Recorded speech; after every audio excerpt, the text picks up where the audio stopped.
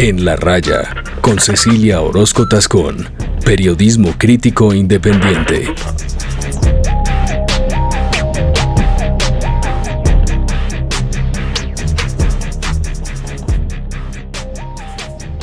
Hola, soy Cecilia Orozco. Bienvenidos al podcast de la revista Raya. Hoy con Gustavo Bolívar, un personaje petrista muy conocido por todos ustedes.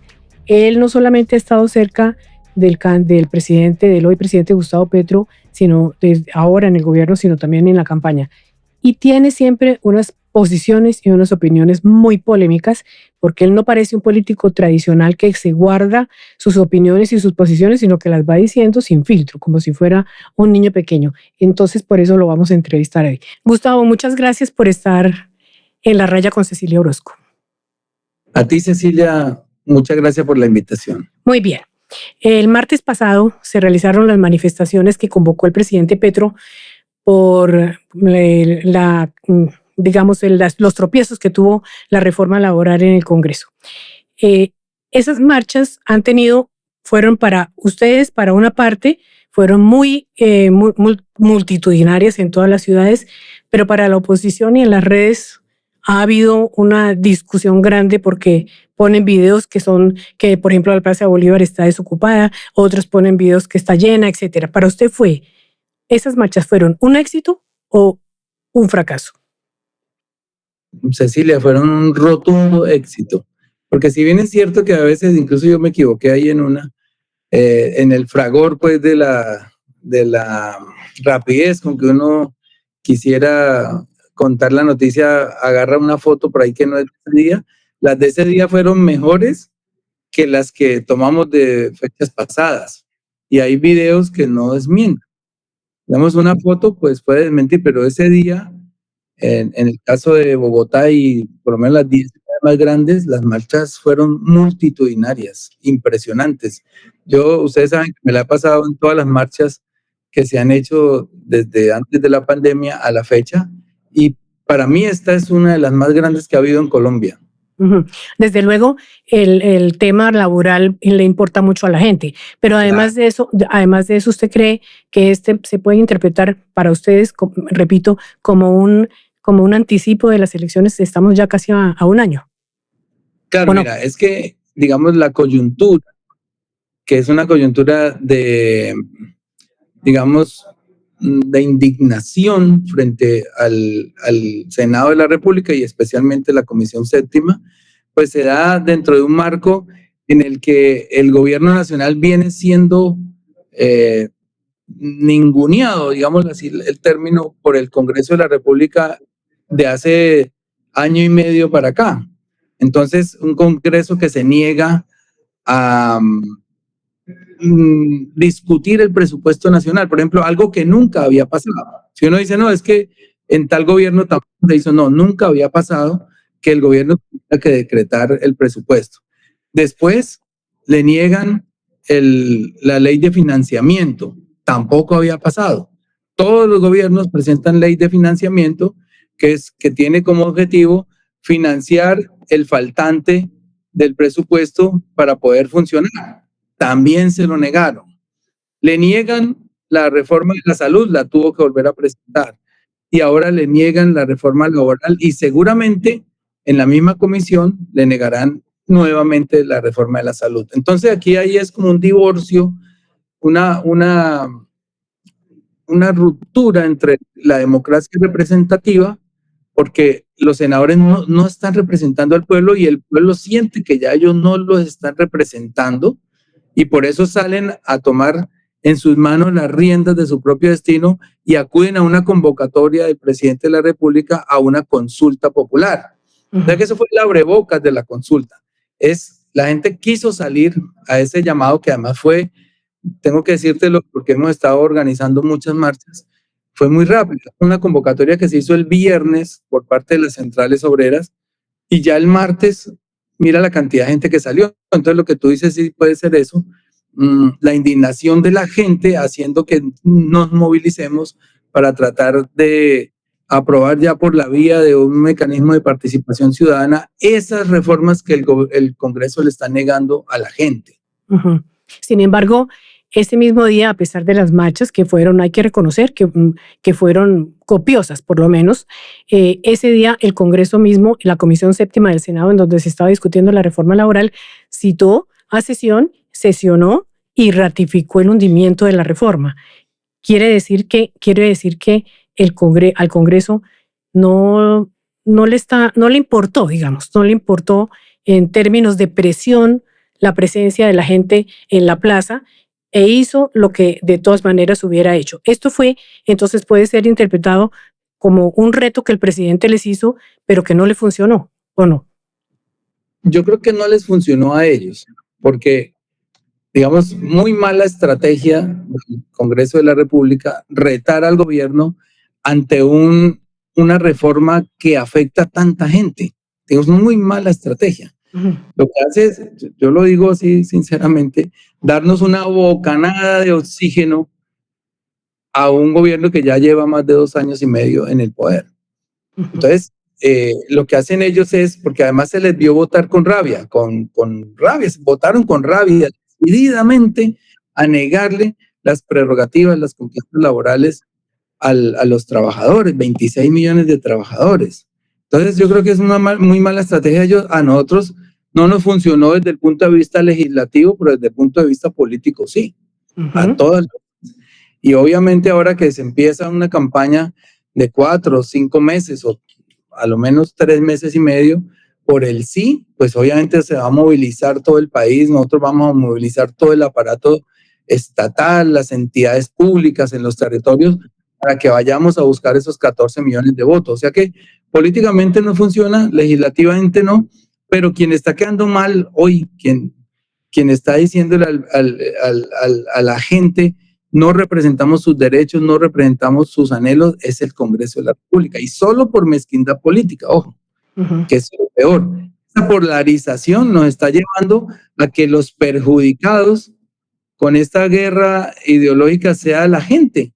Y yo lo vivo, digamos, desde la entidad que manejo, porque cuando me reúno con FICO, cuando me reúno con CHAR, a unar esfuerzos para llevarles soluciones a la gente, pues me dicen, ¿usted qué hace con esos tipos de derecha y etcétera? Yo les digo, no, señores, la gente no tiene la culpa de las disputas políticas e ideológicas, y por encima de eso, por encima de partidos, de ideologías o de modos de pensar, nosotros tenemos que buscar soluciones para la gente, y por eso lo he hecho, y eso ha salido bien. No, tiene razón. No piensan así algunos congresistas, no piensan así algunos alcaldes, algunos gobernadores, que porque Petro es de izquierda, entonces no hablo con él, y lo que perjudican es a la gente, y eso no puede pasar. Es cierto, estamos en un momento político bastante difícil. Yo no había visto un gobierno con tantas dificultades, se lo confieso, en todos los años que llevo como periodista. Pero bueno, volvamos al punto. El presidente también reaccionó y en el discurso en la Plaza de Bolívar dijo, vamos, y digo comillas, a sacar a los congresistas, a sacar a esos tipos. Pues, ¿sacar qué quiere decir?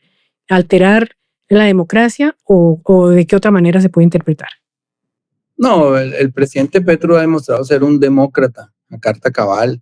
El hecho mismo de haber repetido 1 y 1000 veces que no se va a reelegir, que no va a violentar la Constitución ni a cambiar el famoso articulito que otros ya cambiaron en el pasado, ya nos demuestra que su talante es democrático. Aquí no se han cerrado iglesias, aquí no se han cerrado medios de comunicación, no se ha perseguido a la oposición, al contrario. Tantas marchas que han hecho y nunca ha habido un solo herido, porque es que así tiene que ser. Entonces yo no creo que él haya dicho que vamos a sacar a los congresistas, se presta para interpretaciones. Le faltó decir que es en 2026, a través de las urnas, a través del voto, que la gente ya va a estar consciente de quiénes son los que trabajan y legislan para el pueblo y quiénes son los que legislan para la corporatocracia, para las grandes élites y estas empresas que les financian sus campañas. Eso lo tiene que tener en cuenta el electorado, y eso se refería los vamos a sacar en 2026.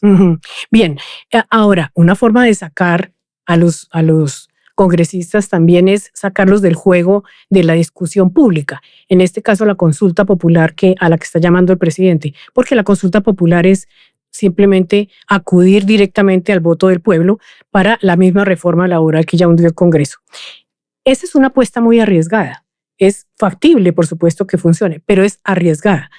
Primero, tiene un trámite largo, ahora hablamos de eso. Pero segundo, tiene que alcanzar más o menos 13 millones de votos por el sí. Sí queremos cambiar las preguntas que les hagan, que hagan sobre la reforma laboral. ¿No le parece que esa también es un riesgo alto que está corriendo el presidente a tan pocos meses para las elecciones?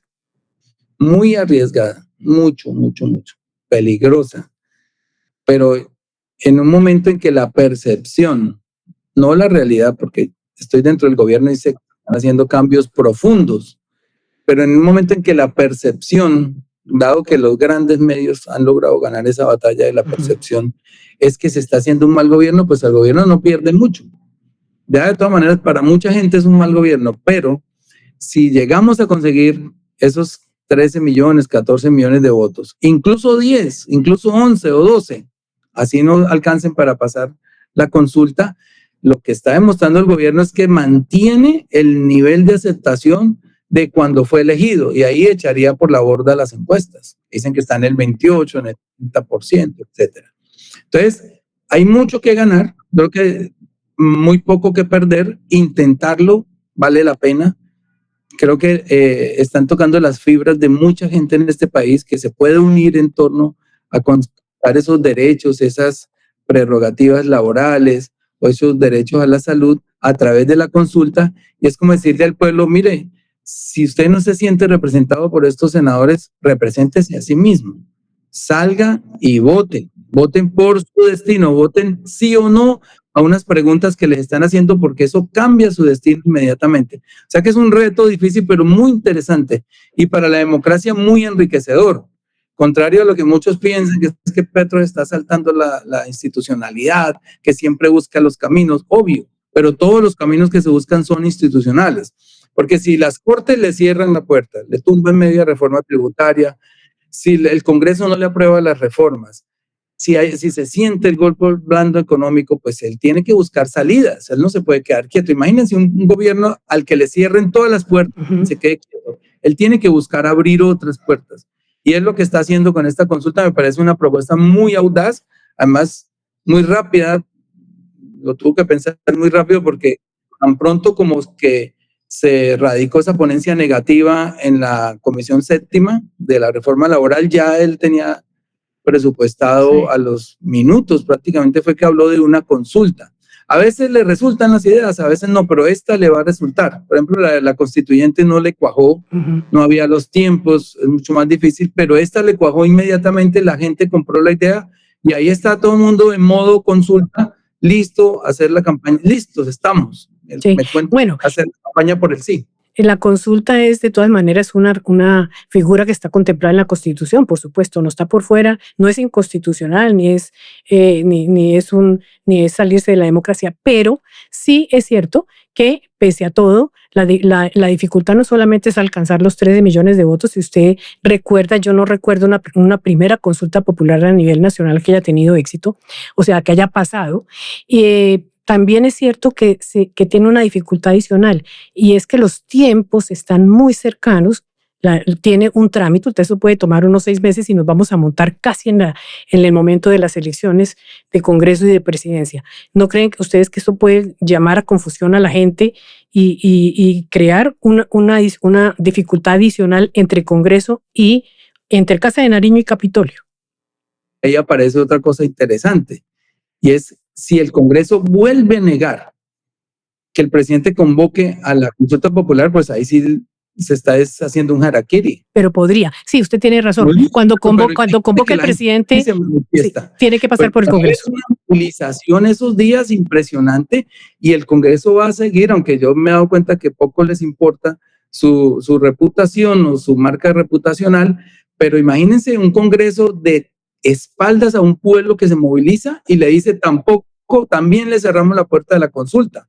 Increíble. O sea, ahí lo que nos están diciendo es, señores, sigan gobernando. Bienvenido 2026, porque la gente se va a indignar muchísimo. O sea, por cualquier lado ganamos. Por cualquier lado ganamos. Sea que nos cierren la puerta, sea que la abran. Porque si la abren, pues ahí lo que digo, viene el reto de conseguir tantos votos, nunca se han conseguido. Ni siquiera Uribe, con una popularidad del 80%, pudo lograr movilizar a la gente para no sé si era un referendo, es que son 3 figuras distintas, sí, ¿no? Plebiscito, referendo y consulta. son distintos y tienen otras naturalezas. Pero ninguno ha podido lograr ese 5% del censo electoral, y aquí habría un reto. Donde se logre, ahí ya estamos hablando de otras palabras mayores. Pero incluso si no se logra, pero se tiene una votación altísima, como pasó con el referendo anticorrupción o con la consulta anticorrupción, pues hay una ganancia de todas maneras. Bueno, y digamos, van a pasar unos meses en todo caso antes de que se pueda convocar la consulta, a la que ya le están poniendo cifras también en monetarias, ¿no? Están diciendo que vale 500.000 millones, que vale no sé qué, pero en todo caso esa figura está prevista y hay que hacerla si se siguen los trámites legales convencionales que hay que hacer. En ese momento, digamos que se haga en septiembre, por ponerle una fecha. ¿Usted dónde estará? ¿Todavía estará será funcionario o será candidato o será un activista de la consulta? Pues yo le planteo al presidente que yo quiero ir a hacer esa consulta por el sí, echarnos al hombro varios funcionarios y varios miembros de los partidos que componen el pacto histórico, encabezar esa campaña por todo el territorio nacional. Él me dirá si quiere que lo haga como funcionario o ya desprovisto, digamos, de la investidura de director, si lo quiere que lo haga como ciudadano. Eso ya marca, digamos, el derrotero. Sí. Si ya estoy sin el cargo, pues obviamente están abiertas las posibilidades de si aparecen otras encuestas donde yo estoy bien posicionado como las pasadas, pues ya hay que tomar una decisión decidida. Si no, estoy dispuesto, como decía Petro en esa época que le dijo a Fajardo, le cargo el maletín, y hoy Fajardo sería presidente, yo creo.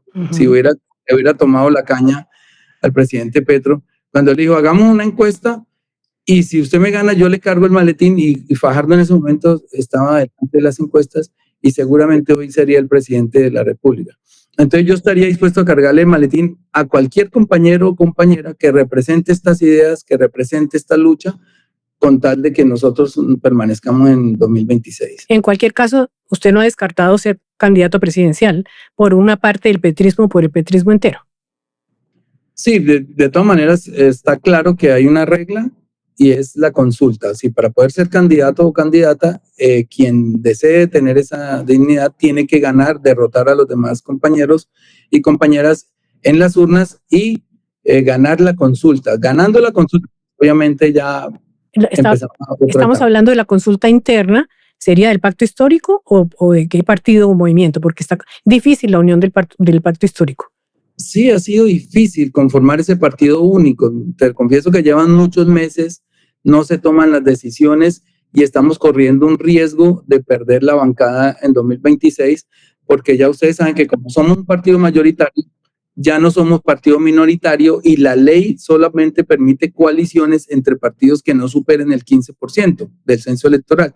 Nosotros lo superamos. O sea que nosotros, si no hacemos el partido único, le toca sacar una lista al Polo, una UP, una Colombia Humana, otro al Maíz, otro a los demás partidos, y ningún partido por sí mismo, de pronto Colombia Humana sí, y un pedacito del Polo con riesgos, podría llegar a ese umbral. Entonces, es imperativo constituir el partido único, so pena de desaparecer, porque los partidos van a tener que sacar 700,000 votos por lo menos para el Congreso y solos no lo logramos. Entonces, si no hacen el partido único y se nos está agarrando la noche, porque eso tiene unos tiempos, pues seguramente vamos a arriesgar toda la bancada que se consiguió, que es la más grande que ha tenido la izquierda en la historia, 20 senadores, 31 representantes a la Cámara. Y eso está en riesgo hoy si no hay un partido único. Bueno, usted está en riesgo, me parece. Hay discusión jurídica, pues ni usted ni yo somos abogados, pero sí hay discusión en el sentido de que usted ya estaría impedido porque todavía es funcionario público y pasó el mes de marzo, que no podría llegar a mayo, que es la otra fecha límite porque tendría que participar en consulta. ¿Qué le han dicho a usted sus abogados? Bueno, sí hay interpretaciones. Digamos, taxativamente la Constitución dice es que para ser presidente de la República se necesita no haber ejercido ningún cargo como ministro, bueno, etcétera, un cargo como el que yo tengo en este momento, etcétera. Ahí pone unas condiciones antes de la votación, de la elección. es decir, antes de mayo. Esa es una interpretación. Otros dicen que es desde marzo porque se presentaría la consulta, pero lo que pasa es que en la consulta ninguno es candidato. En la consulta somos personas que aspiramos a ser candidatos. O sea, esa es otra interpretación, pero a mí no me preocupa. Mira, como te dije, si ya estoy inhabilitado, no tengo problema, seguir aquí sacando adelante esta entidad, que además lo digo con inmodestia, lo hemos hecho muy bien, tengo un equipo formidable, hemos dado resultados, así que no tendría problema. Y si no estoy inhabilitado y aparece la posibilidad, pues también le hacemos. Donde la gente quiera, estaré ahí. No tengo ambiciones. Como dije hace poco en una entrevista en la radio, las personas que muestran mucha ambición se transforman, se transfiguran, a veces arrían los principios y yo no voy a hacer eso. O sea, yo quiero servirle a este país como funcionario, como candidato, como persona, como ciudadano, o a veces como activista digital, donde me pongan, pero ahí seguiré en esa lucha. Gustavo, usted a sí mismo se considera que pertenece al círculo más estrecho del presidente? Creo que sí, pues él nos escucha a varias personas, no a muchas, pero digamos que en los primeros 2 años de gobierno pues sí sentimos, y por eso fue una molestia que le contamos a él antes de un consejo de ministros por allá en octubre, y era que prácticamente no teníamos espacio en la agenda las personas que colaborábamos en el gobierno.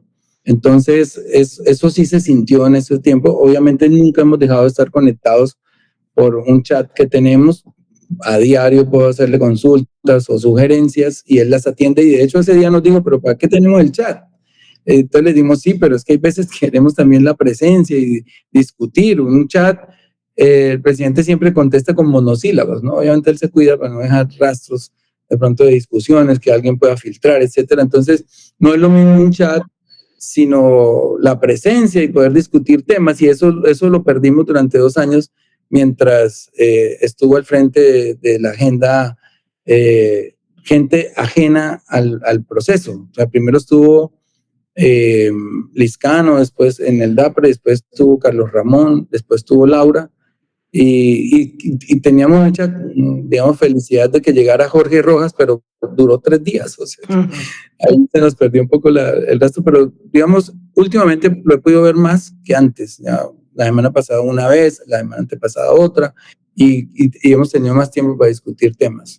Ahora, con esa narración que usted está haciendo, es inevitable que yo le pregunte por Armando Benedetti, porque Armando Benedetti tampoco era pues de la médula del corazón de la campaña petrista, aunque él se atribuye el éxito de esa campaña. Sin embargo, recuerdo que en ese famoso Consejo de Ministros televisado, usted y muchos otros expresaron su molestia por la llegada de Benedetti, que iba a ser jefe de despacho, jefe de gabinete, algo similar a lo que había sido Lizcano, Carlos Ramón, los que usted ha mencionado, y la propia Laura. ¿Ahí usted perdió el pulso o no? Mira, es que...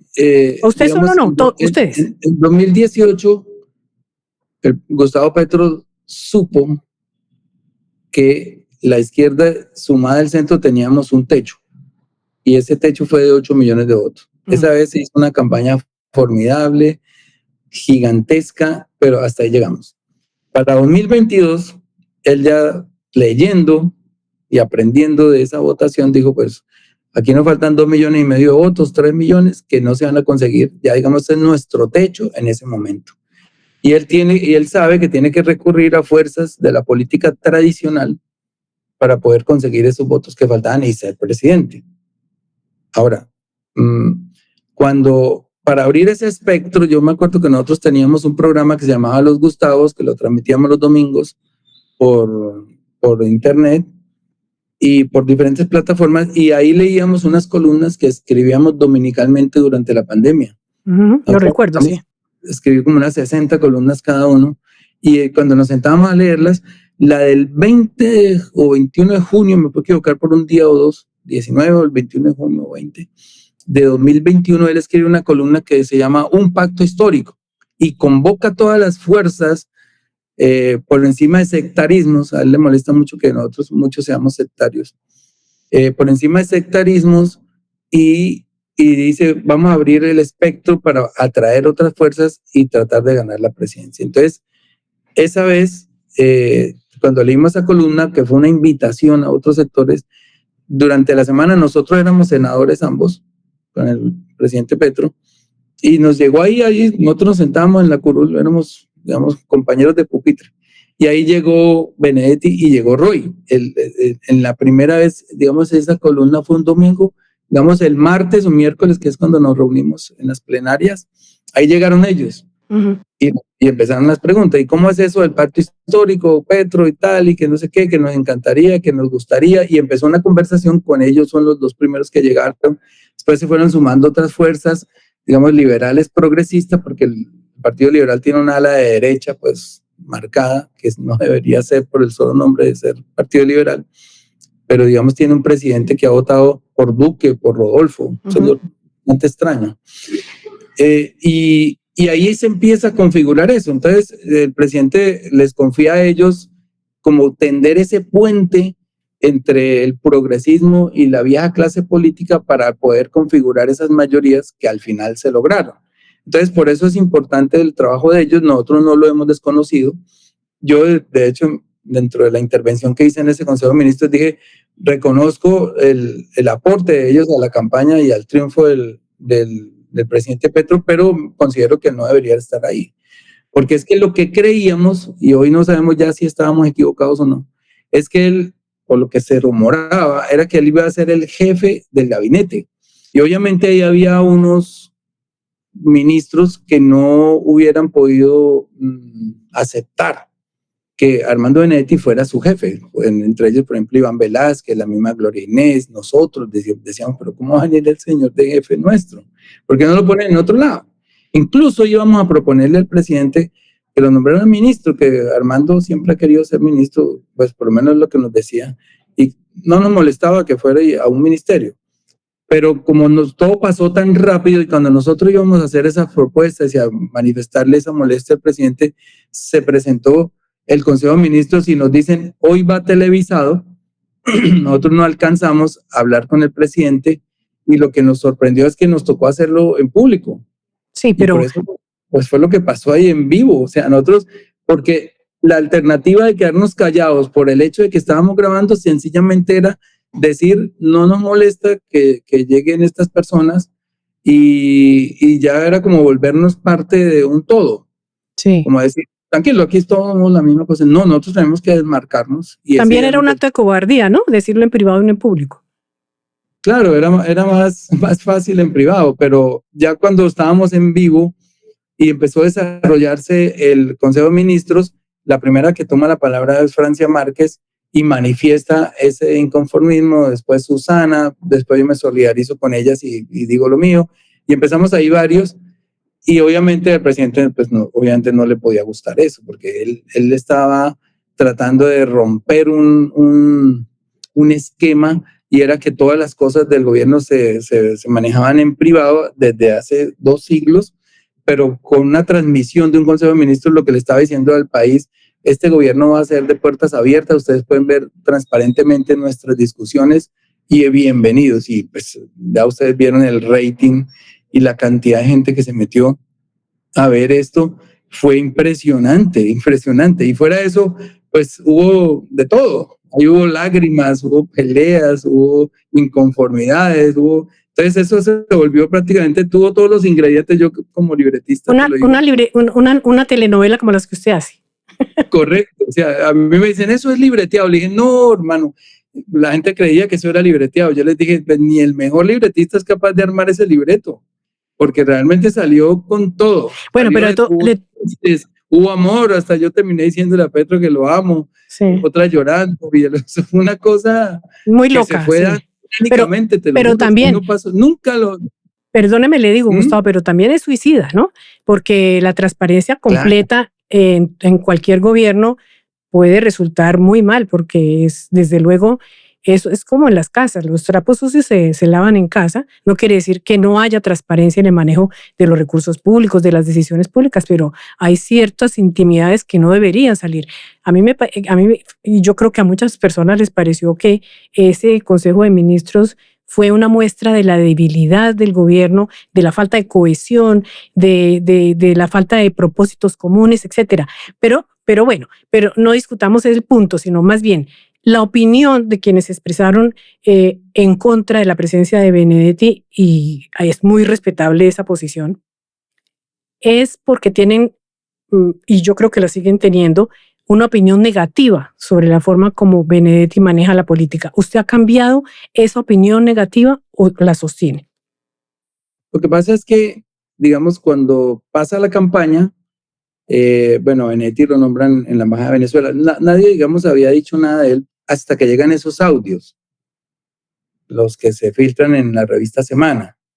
Ahí es cuando cambia la percepción de todo, ¿cierto? Porque hay un maltrato a la mujer, hay unas amenazas, hay unas cosas donde uno dice, bueno, ¿qué está pasando?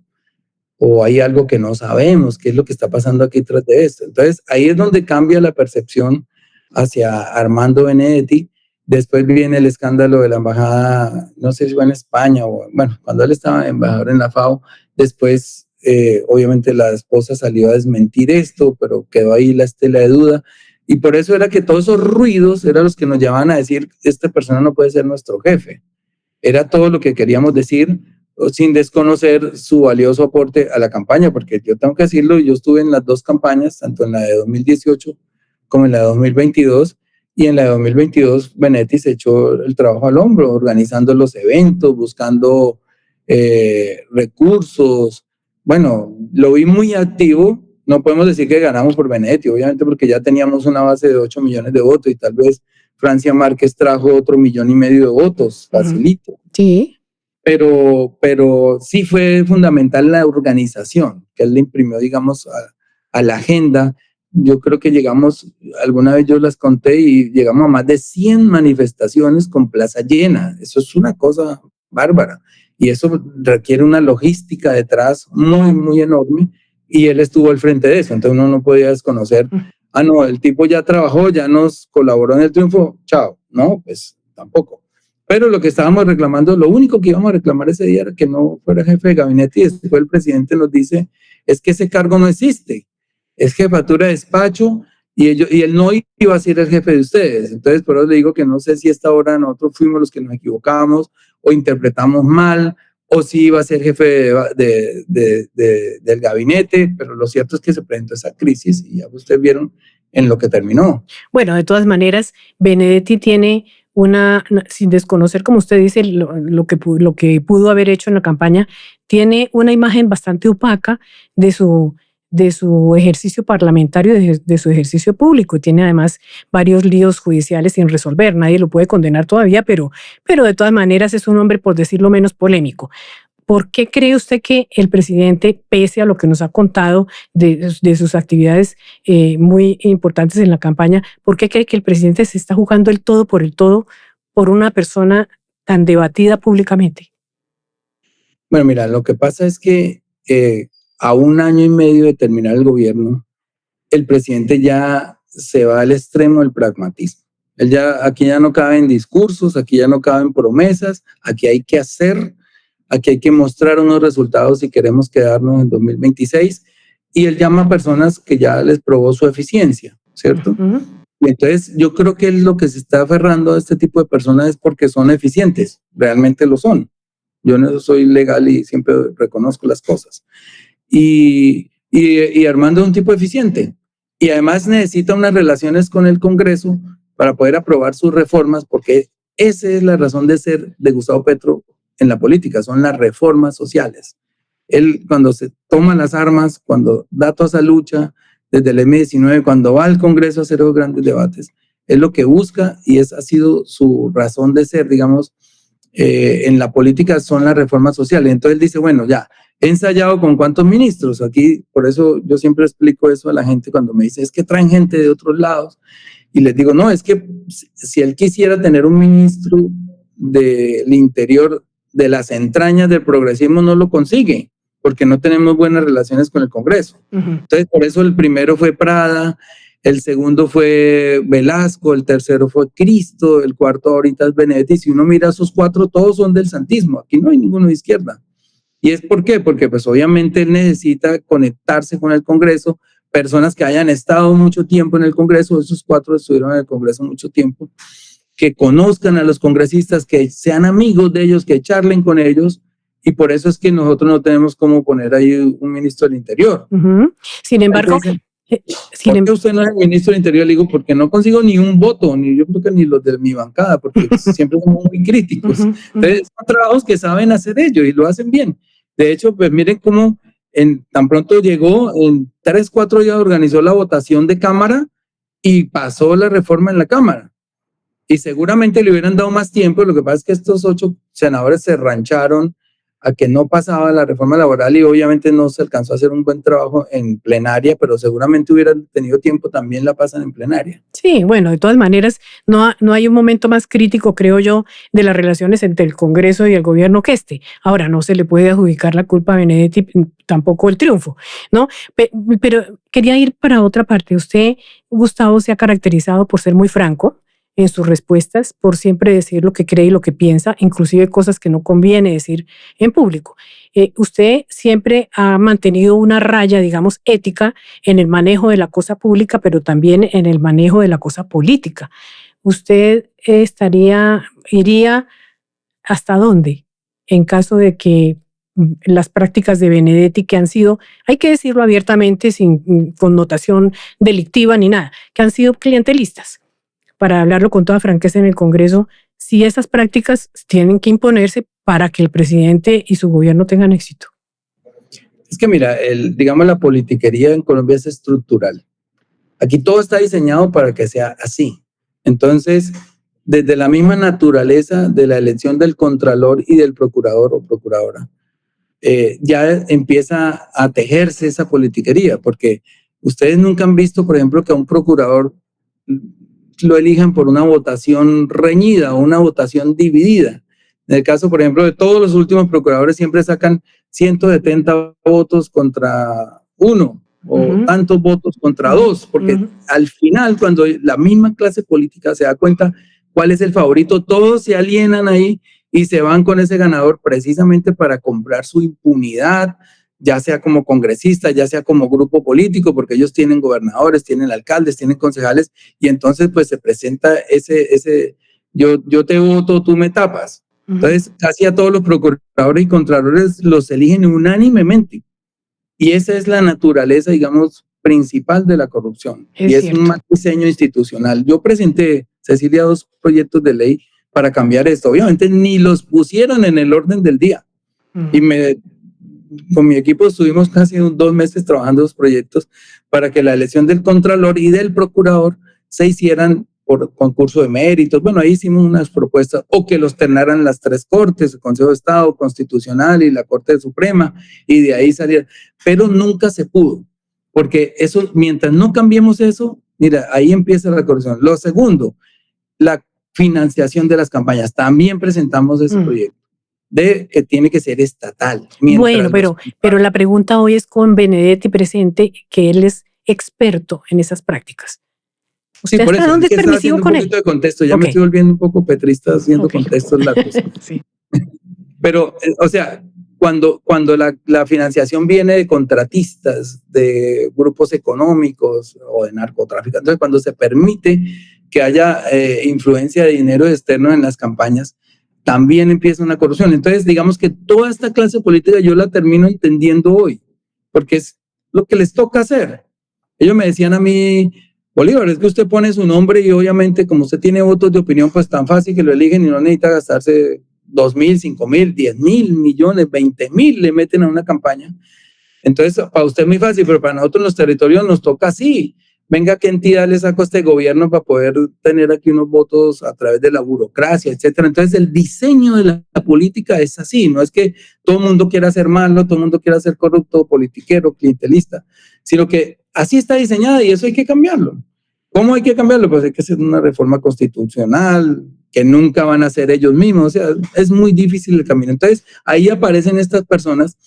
Y entonces ya llego a la respuesta a tu pregunta. Aquí el que quiera ser presidente o presidenta de Colombia tiene que tener 3 requisitos, tiene que conquistar 3 electorados, que son una opinión, lo que llamamos las masas de opinión, una votación partidista y una votación de maquinaria. Con 2 de las 3 no la logras. Entonces Petro tenía opinión, pues la votación de su partido, que hoy la estiman en 35% y que es estable. Pueden ver mañana a Petro disparándole a un gato y la gente piensa que es un montaje. O sea, ya hay gente que es religiosa, digamos, como la misma que tiene Uribe. Pueden ver a Uribe condenado y señalado por crímenes y la gente sigue creyéndole. Digamos que esos 2 personajes mantienen un porcentaje de la población, hablándolo en términos coloquiales, como religiosa, digamos, son devotos. Y eso ya lo tiene hoy el petrismo. Si él puede transferir los votos, digámoslo, endosarlos, como se dice en el argot político, pues ya ese candidato o candidata está con un pie en segunda vuelta. Pero para ganar la presidencia se necesita de este 30% que significa la maquinaria. Entonces la maquinaria son los cargos públicos, los alcaldes, los gobernadores, los empleados públicos, y todo ese universo, lo que llaman maquinaria, es lo que conforma ya la puntada final para que un candidato gane. Y así como se alienan para votar por un procurador o un contralor, esa maquinaria en segunda vuelta se olfatea porque son muy inteligentes en eso.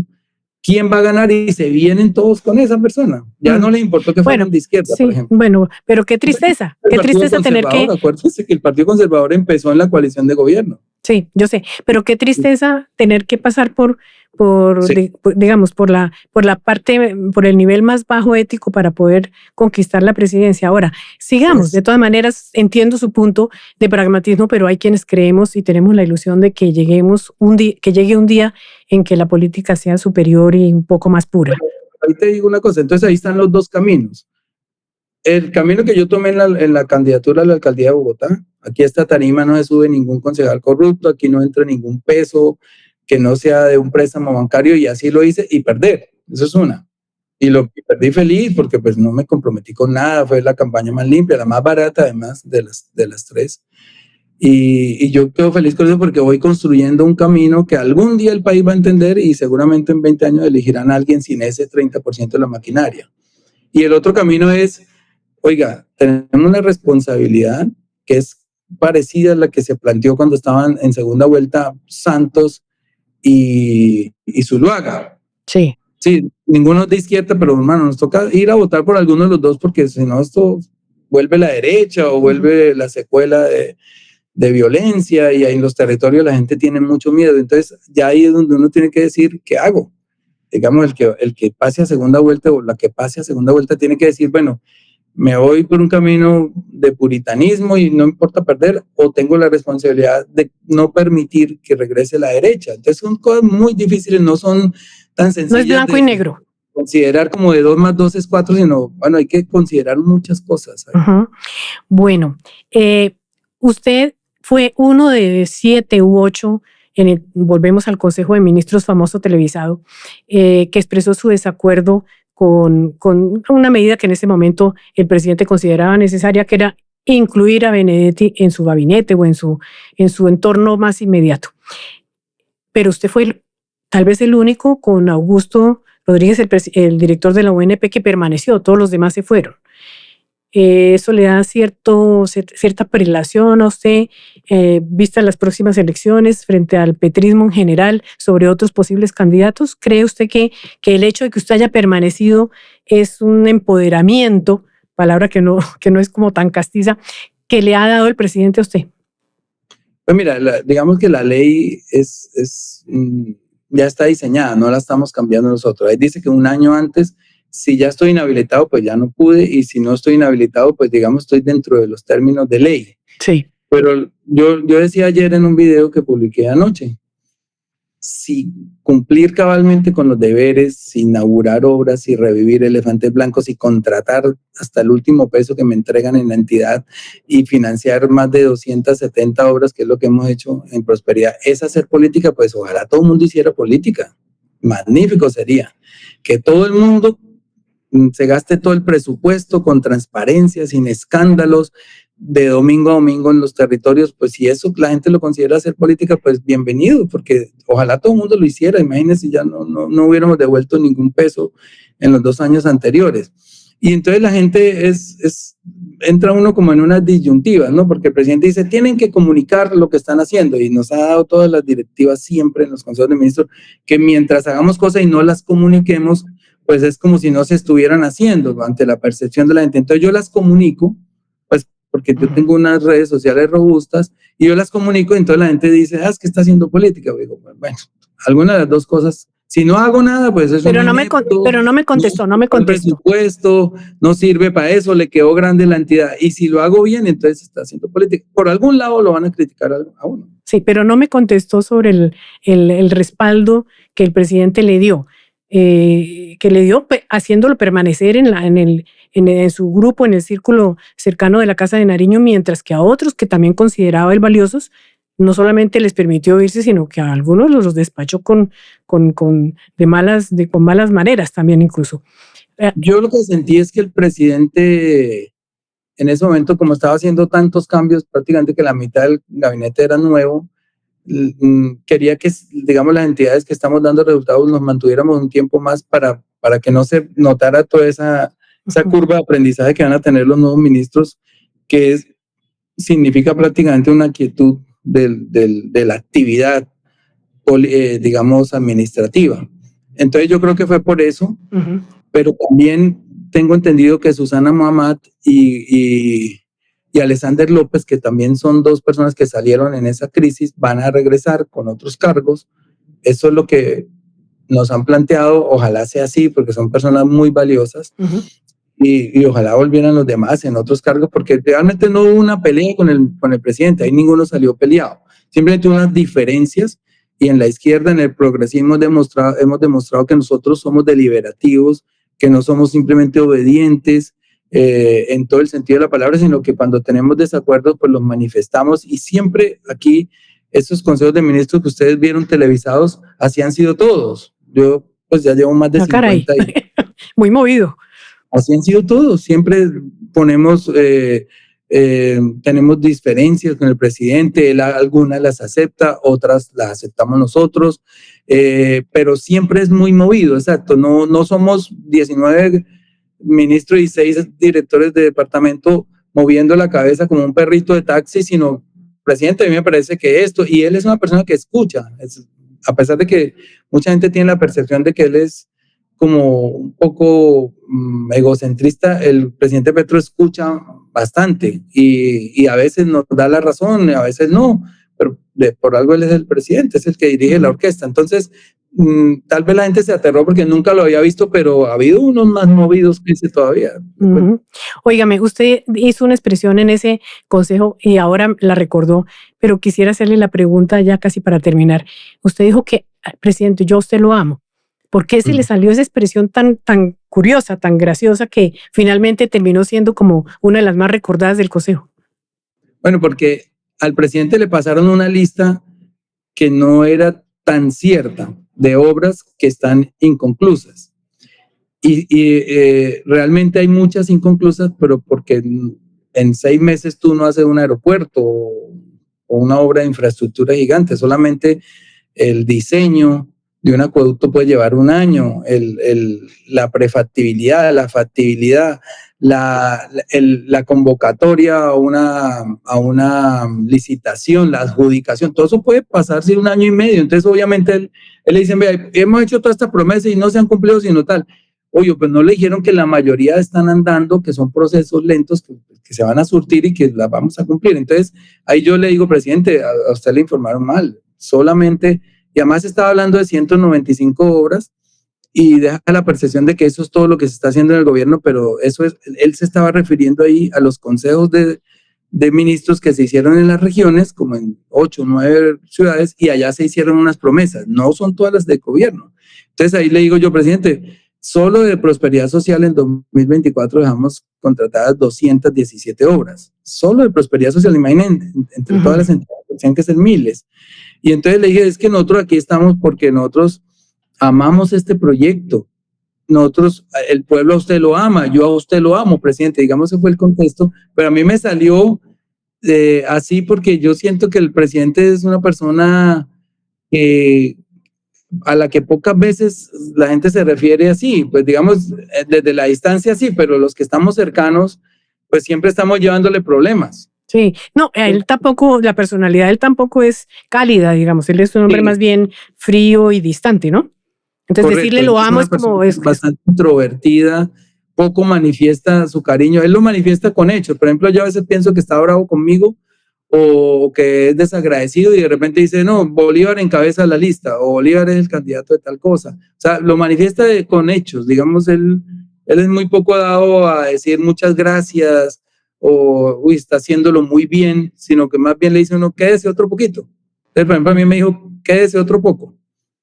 Pero nunca me ha dicho lo está haciendo muy bien en prosperidad, pero me dice ese mensaje. Pero usted es su forma de ser y nosotros lo hemos entendido ya y lo entendemos así como una persona que da señales más que palabras y palmaditas en el hombro.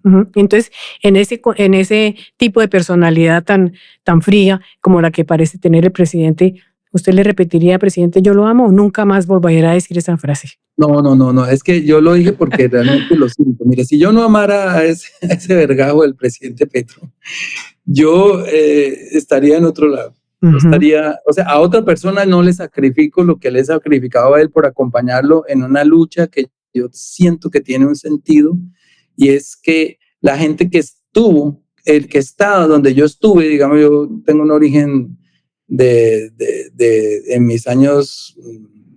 mis primeros años pobre, de barrio popular, de mis papás luchando para ver cómo traen algo a la olla.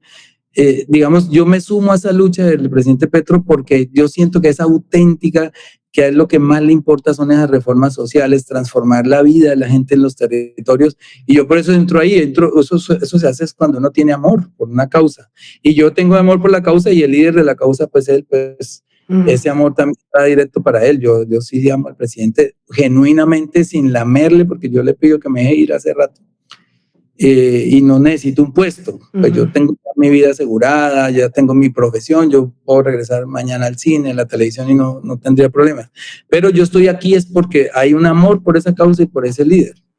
Bueno, una pregunta final y gracias por la entrevista y por el tiempo dedicado. ¿Qué es más truculento para usted, para concluir? Las tramas más truculento, las tramas que de sus novelas, de sus Sin tetas no hay paraíso o El Capo, o el desarrollo de la política colombiana ahora que ya tiene experiencia en ella. Bueno, yo sí quiero, de hecho ya empecé a escribir un libro sobre lo que he vivido en la política. Digamos, la política es una actividad muy oscura, con mucha vanidad, con mucha traición, incluso entre los propios compañeros y compañeras. Yo vengo de un gremio como la televisión o el cine, donde cuando uno fabrica un éxito es porque todos los integrantes de ese todo lo hemos puesto de parte y hemos aunado esfuerzos para sacar adelante. Entonces, por ejemplo, si yo tengo un director que no quiere mis libretos y si ese proyecto tiene un libretista que no quiere los actores y si los actores dicen que ese libreto está mal escrito y eso, ahí se rompe la unidad. Sí. Y entonces nosotros siempre que he tenido la suerte de tener varios éxitos en el cine y en la televisión internacional, es porque hemos conformado equipos que terminamos queriendo como familias. Entonces el director, los actores, los productores, los libretistas, todos somos una familia y tenemos la misión de ganar. Y salimos y ya lo hacemos. En la política no existe eso. En la política no existe eso. Aquí es todo lo contrario. Acá si a uno quisieran verlo en el fango y la gente se alegra si a uno le va mal, la gente se pone envidiosa si a uno le va bien. Y eso pasa en todos los partidos, de derecha, de izquierda, de centro. Entonces la política es un monstruo. Y yo estoy retratando eso, que espero tener el tiempo cuando salga de todo esto para escribirlo, dejarle un legado a las futuras generaciones de cosas que no han visto. Uno va a ver por encima y escucha el chisme y eso, pero los intríngulis de la política son súper pantanosos, muy oscuros, son horribles. Y yo he visto cosas aquí que de verdad alarmarían a cualquier persona.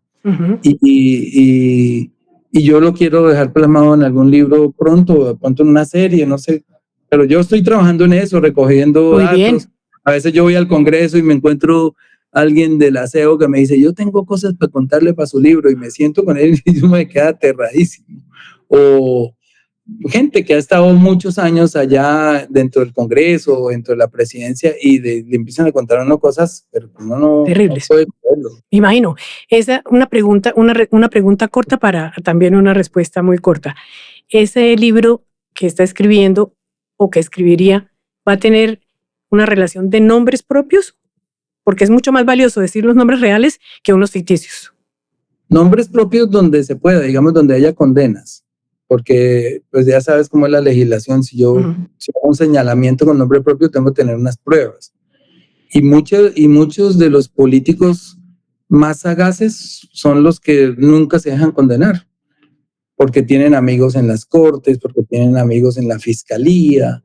Y aquí, desafortunadamente, tengo que decirlo, la justicia está politizada. Aquí magistrados, fiscales, etcétera, hay un contubernio con algunos políticos, con otros no, que son a los que les cargan la mano a veces, pero quienes son amigos de ellos nunca los tocan. Entonces aquí hay gente que puede morir habiendo paseado por todo el Código Penal, y al final le ponen una bandera, le rinden honores y lo lloran.